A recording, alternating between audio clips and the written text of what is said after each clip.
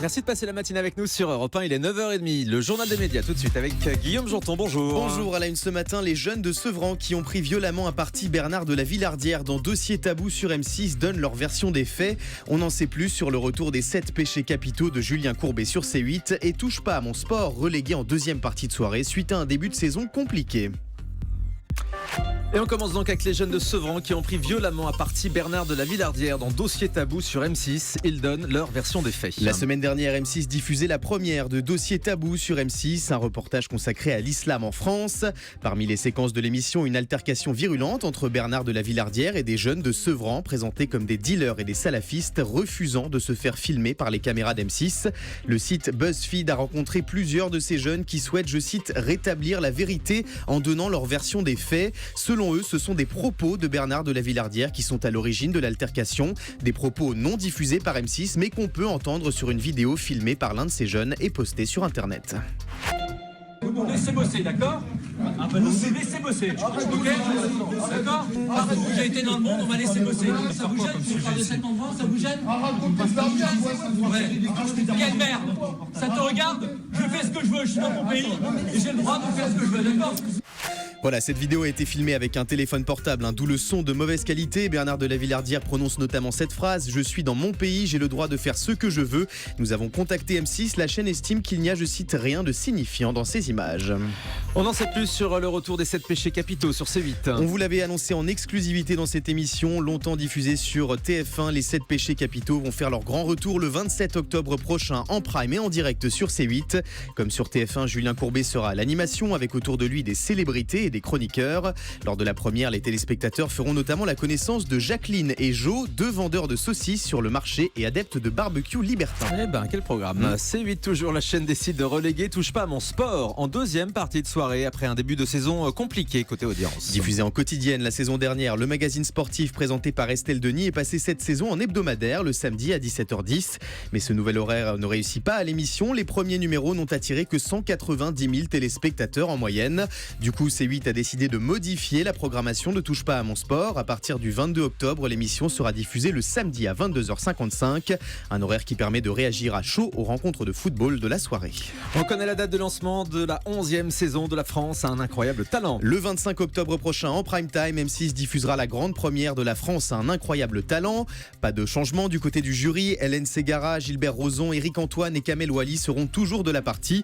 En revanche, l'émission sera incarnée par un nouvel animateur, le présentateur de 100% Euro cet été, David Ginola. Un nouveau défi pour l'ancien footballeur, comme il l'explique au micro européen de Benjamin Rabier. Moi j'adore les challenges, j'adore me mettre en danger. J'aime pas qu'on enferme des gens dans des cases. Et c'est vrai que le footballeur, on a tendance, en France notamment, à l'enfermer dans des cases. Bon, il fera des commentaires, il sera entraîneur. Aujourd'hui, c'est de montrer qu'on peut quand même se diversifier. J'arrive avec ma présentation, avec mon style. Je copie personne, je suis moi-même. Je n'utilise absolument jamais aucun prompteur, ni pour 100% Euro, ni pour la France a un incroyable talent. Je n'ai pas. David Ginola, le nouveau présentateur de La France a un incroyable talent. On aura à la fin de son interview demain, je pense. Pas de prompteur, c'était la fin de la phrase. C'était ça, au micro européen donc de Benjamin Rabier. Énergie 12 dévoile la date de lancement d'Indiscrétion, son nouveau magazine People en access. C'est le nouveau pari d'Énergie 12 pour rebooster son access. Un magazine People produit et présenté par Frédéric Joly. Indiscrétion sera lancé le 24 octobre prochain à 19h et en direct. Selon nos informations, cette émission aura lieu dans les studios d'Énergie 12.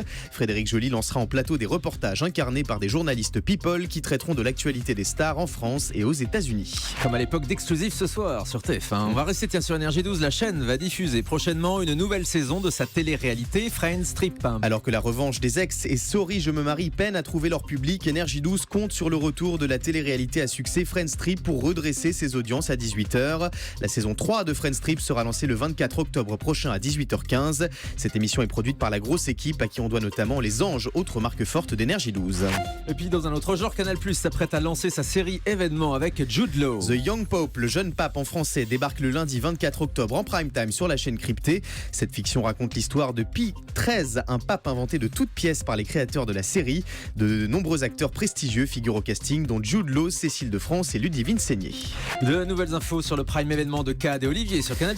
Un prime au concept original. Cad Merad et Olivier Barou vont imaginer une chaîne de télévision le temps d'une soirée. Une chaîne baptisée diffuser CKDO. Pendant 100 minutes, les téléspectateurs de Canal découvriront des émissions loufoques sur le sport, les animaux, la politique ou encore les enquêtes criminelles. Plusieurs personnalités, dont Mélanie Douté, Jean-Paul Rouve et M. Pokora, se prêteront au jeu de cette grande soirée diffusée le mois prochain sur la chaîne cryptée. Ça peut être pas mal du tout. On termine avec le chiffre du jour. 280 millions de personnes dans le monde seraient accros à leur smartphone et l'utiliseraient plus de 60 fois par jour, n'est-ce pas Thomas ? Selon une étude réalisée par Fleury Analytics, cette étude révèle que pour la première fois, les Français ont passé en 2015 plus de temps devant leur mobile que devant la télévision. On peut aussi regarder la télévision sur son mobile, comme ça tout le monde est content. Exactement, et je pense que je fais gonfler un petit peu les statistiques. Et même Julie est en train d'utiliser son smartphone. Qu'est-ce que vous regardez, Julie ? Je regarde Vous préparez votre week-end, hein ? un mail que je viens de recevoir. Ah bah voilà, oui, tout le monde est connecté. On regarde donc son mobile plus de 60 fois par jour. Et on regarde aussi, on passe plus de temps aujourd'hui devant son téléphone que devant la télé. Exactement.